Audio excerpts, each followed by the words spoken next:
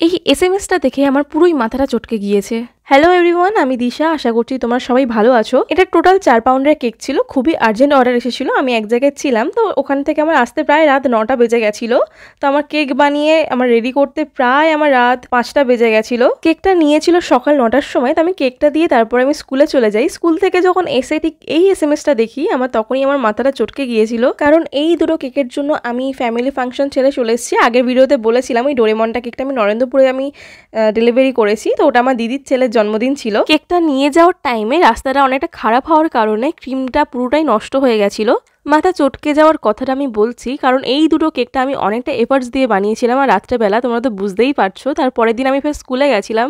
তো সেই অবস্থায় এসে যখন দেখছি ওই এসএমএসটা, অবশ্যই সবারই মাথাটা চটকে যাওয়ারই কথা ছিল। তোমরা যদি কেউ আমার থেকে কেক নিতে চাও, আমার পিন নাম্বার 7,01,03। তোমরা যদি এই এলাকার মধ্যে থেকে থাকো আমাকে মেসেজ করতে পারো। যাই হোক, কথা বলতে বলতে প্রায় কেকের ডেকোরেশনটা কিন্তু শেষ হয়ে এসছে। ব্যাস, আজকের জন্য টাটা।